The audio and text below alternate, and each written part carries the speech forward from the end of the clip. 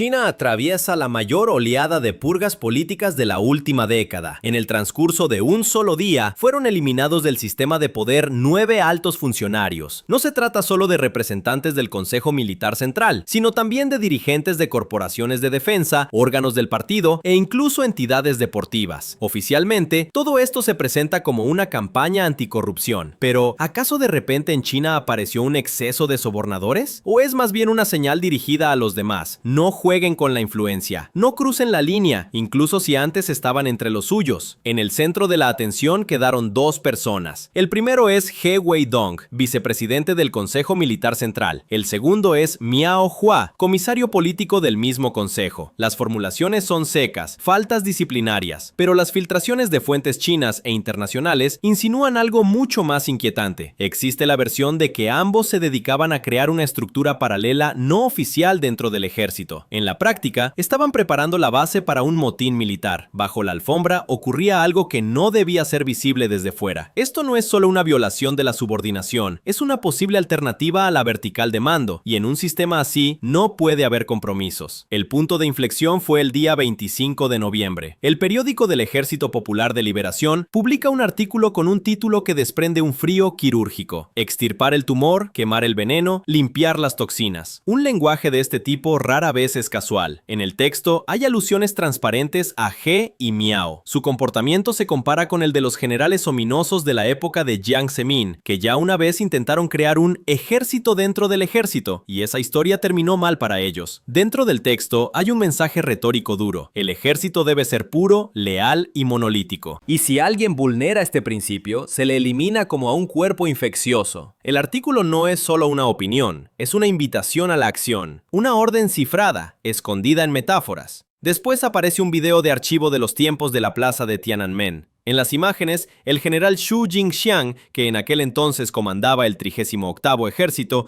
se niega a disparar contra los manifestantes. Sus palabras: el ejército pertenece al pueblo, no a una sola persona. Y ahora este video vuelve a emerger. ¿Casualidad? Difícilmente. Más bien una advertencia. En el ejército todavía queda memoria y conciencia. La publicación del video puede ser precisamente esa señal interna que no necesita palabras. Más aún en un contexto en el que incluso una insinuación se convierte en amenaza. Y en esa señal se escucha una voz sutil. No todos están dispuestos a recorrer de nuevo el mismo camino. Pero, según algunas fuentes, todo es aún más complejo. Tai Xia, ex profesora de la Escuela Central del Partido, afirma que He Weidong y Miao Hua no solo construían una estructura militar paralela, lo hacían en Langfang, una ciudad estratégicamente importante de la provincia de Hebei. Y supuestamente por iniciativa del propio Xi Jinping. La idea era contar con un ejército personal para el caso de que el control sobre la capital se debilitara de repente. Esto ya no es simplemente corrupción o ambición, es la arquitectura de una vertical alternativa. Es una lógica de búnker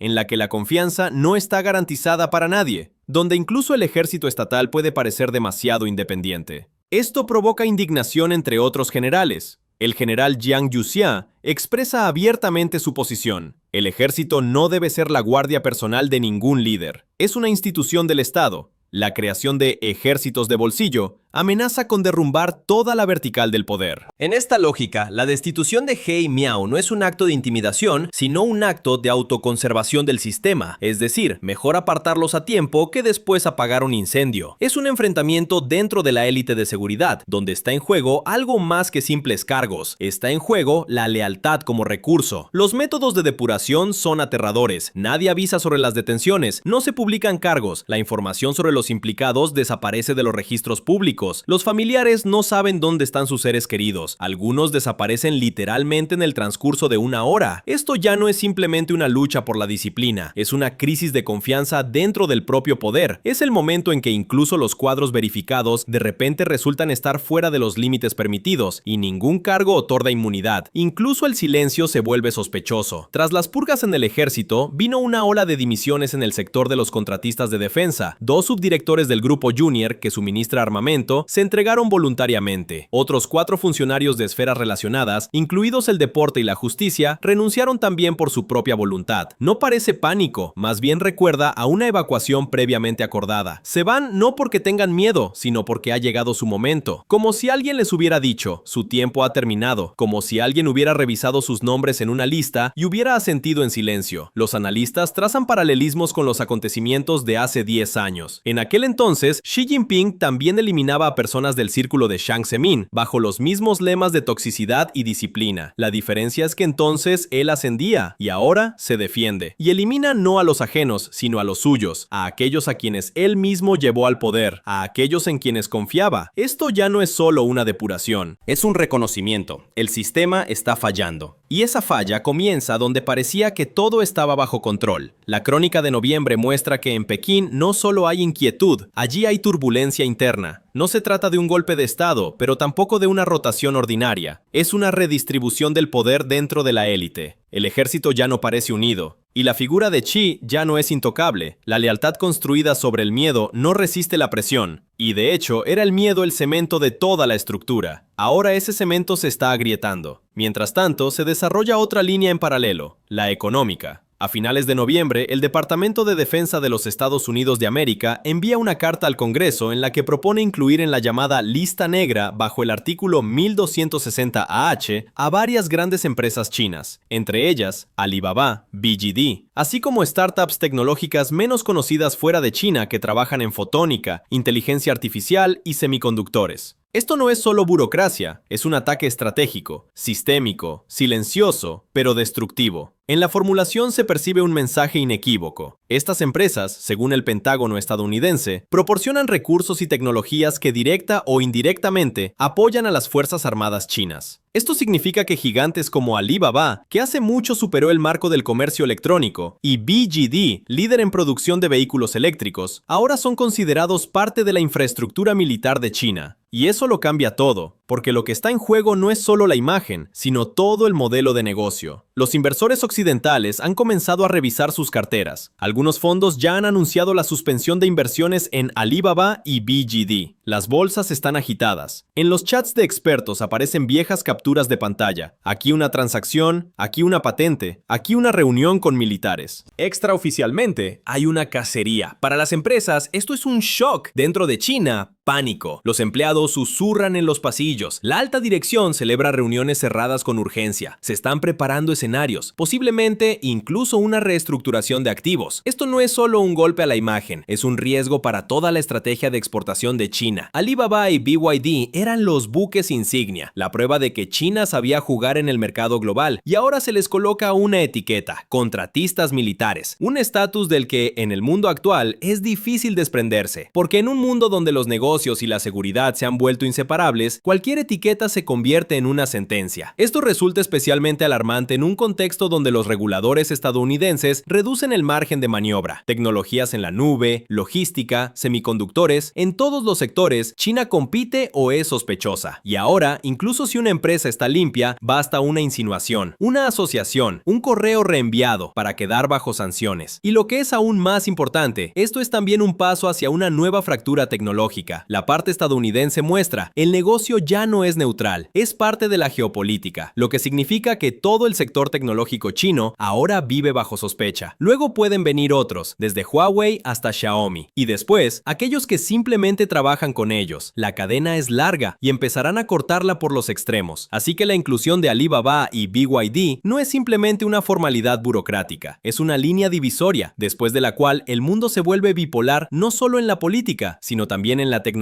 Y en ese mundo, las corporaciones chinas o son totalmente leales a Pekín y quedan en la mira, o intentan maniobrar y pierden la confianza de ambas partes. Y por ahora no hay un tercer camino, y tal vez ya nunca lo haya.